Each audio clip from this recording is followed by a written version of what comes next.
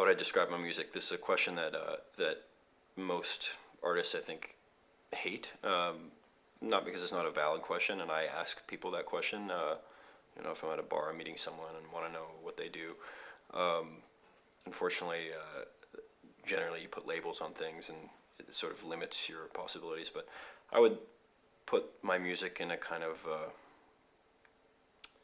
sort of a broad strokes term. But I have chronic insomnia, and I tend to write a lot of songs in the middle of the night. So they're sort of pop, alternative rock songs, but they tend to have sort of a plaintive quality that I think comes from writing at that time of the day really frequently. So comparisons that people make, I hear Elliott Smith and Radiohead and that sort of family of music. I wouldn't say I'm quite like any of those things, but it's in that family of sounds, generally a bit kind of emotional and quiet and sometimes angry, but there's a sort of cloistered quality to it that I think comes from the way that I write.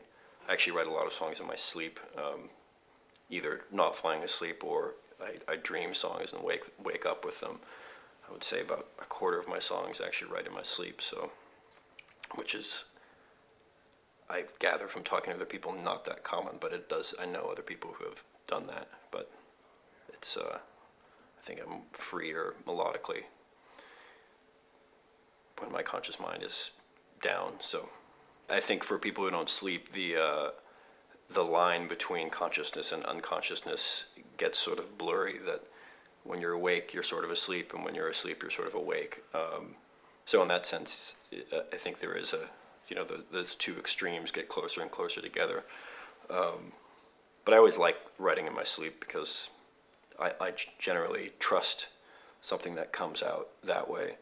I figure if there was no editing going on, and that it's a matter of waking up and trying to piece together the rest of the song, which is sometimes difficult if I have two lines of a melody and often being sung by somebody else.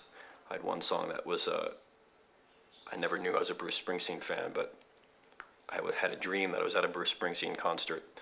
Would have never thought I would go to a Bruce Springsteen concert, but he was singing this song, and I thought, wow, that's a great song. That's, I think I may be changing my opinions about the boss. I kind of like his whole shtick, and I woke up and I was like, yeah, I do like that song.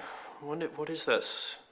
And anyway, I went online and I realized that there was no song by Bruce Springsteen, and so I realized I'd written a song with his voice. But the dream was at a show. I would never have thought myself at a Bruce Springsteen, but there I was at a show and he was playing this song on his guitar, and so that was kind of the funniest example of that experience, because it was so specific.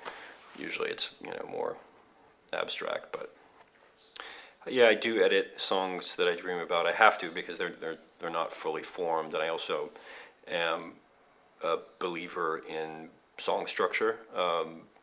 For a listener, I like constructing.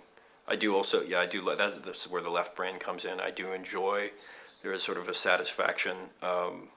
There's a cartoon that my aunt sent around to email years ago, which there's a kid at a blackboard, and it's one of those things where he's writing a repeated phrase on the blackboard.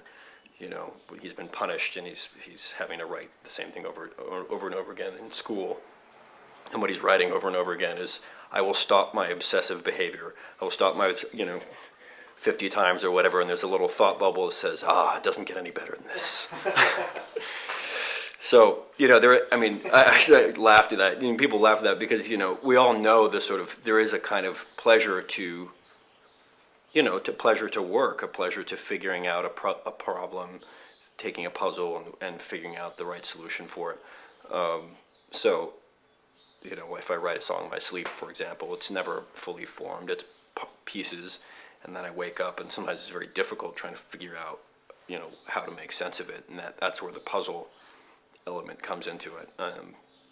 But certainly doing that a lot has, I think, informed my thoughts in terms of producing, of how to structure songs, and I think about song structure a lot. I listen to the radio and I try to figure out, okay, why is something why does this work, or why, you know, what is it that makes it work? Obviously there are many different ways to get to a good song, but there are also a lot of tricks. You know, there are things that you can do, or things that, like, you can make an idea that might work for one song and not for another, and there are ways you can structure things that can deliver the idea that you want to deliver for the song best.